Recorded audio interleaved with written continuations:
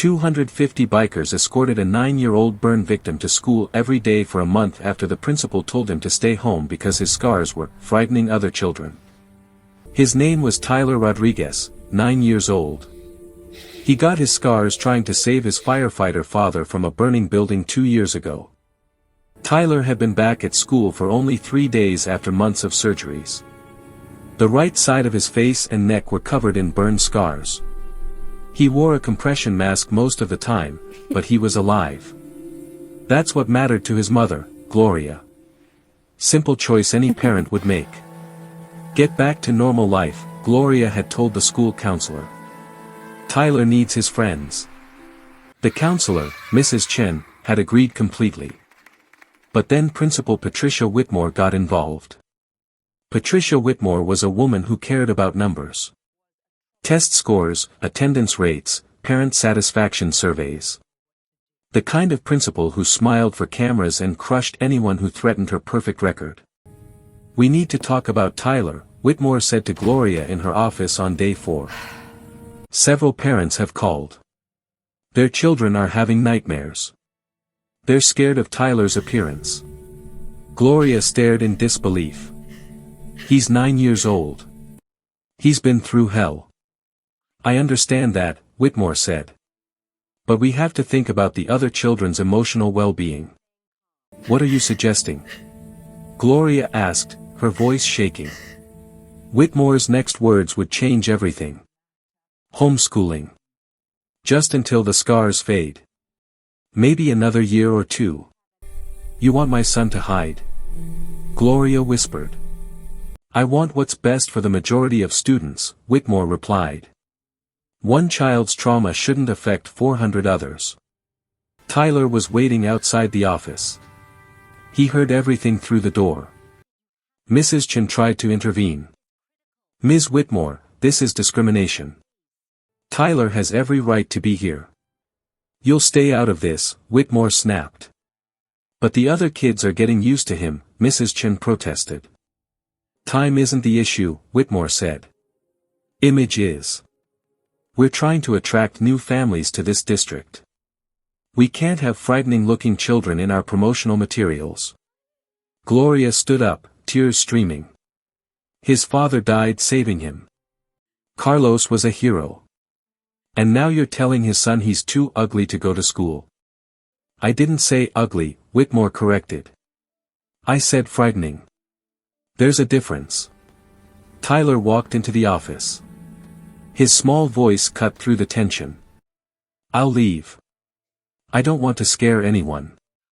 "No, baby," Gloria said. "You're not leaving."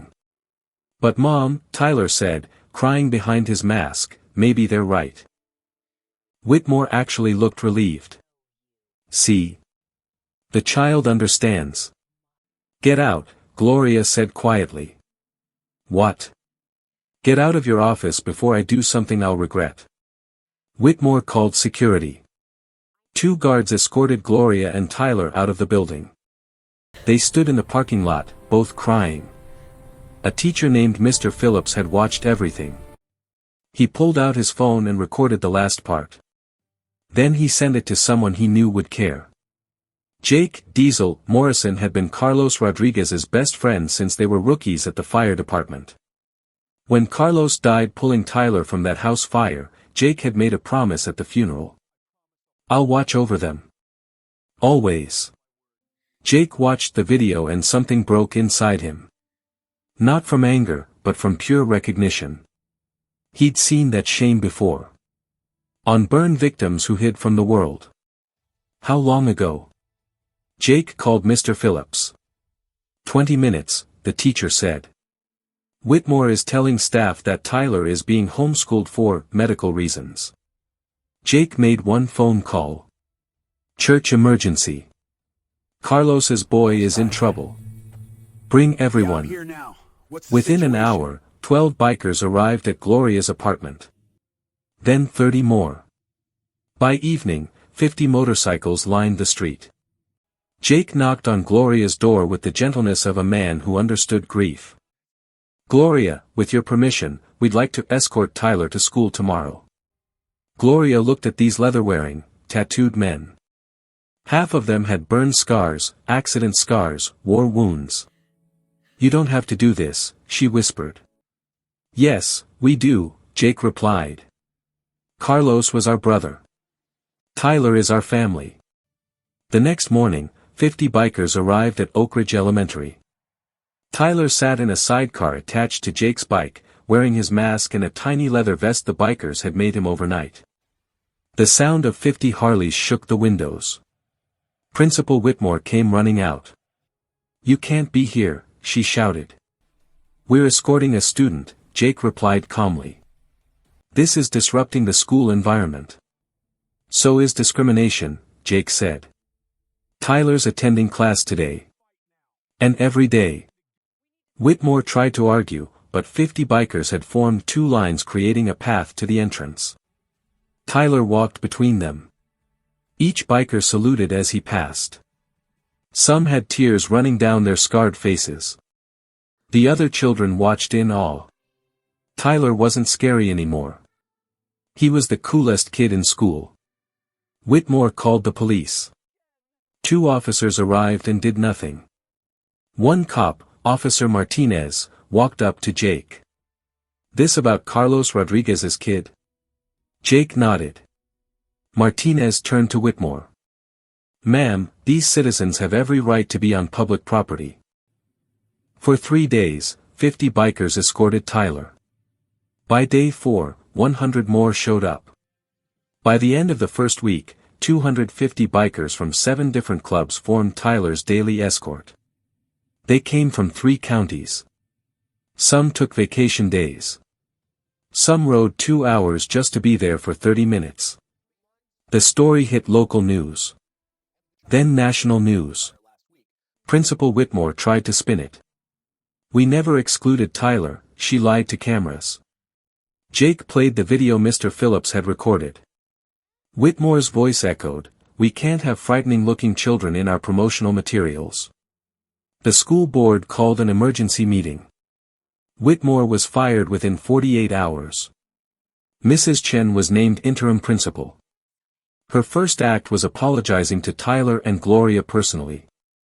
Her second was implementing a zero-tolerance bullying policy.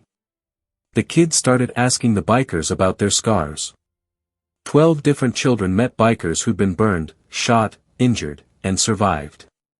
Tyler wasn't alone anymore. Marcus, one of the bullies who'd called Tyler a monster, approached him 2 weeks later. "I'm sorry," Marcus said. "My dad said you're braver than me." Tyler looked at him. "It's okay. Sometimes people are scared of things they don't understand." "You sound like a biker," Marcus said. Tyler smiled. "I guess I am one." Patricia Whitmore tried to sue for wrongful termination. The video destroyed her case. She now works at a tutoring company and will never run a school again. The bikers escorted Tyler every day for a full month. By week 3, Tyler asked if he could ride without them. "I think I'm okay now," he told Jake. "You sure?" Tyler nodded. "But maybe just on Fridays." Friday became Biker Day. Every Friday, 250 bikers still show up. They escort not just Tyler, but any kid who feels different or alone. The principal's office has a photo wall now. Pictures of Tyler walking between rows of bikers. Last month, Tyler did something nobody expected. He took off his compression mask during show and tell. He showed his class his scars and told them about the fire. About his dad. About how being alive was more important than looking perfect.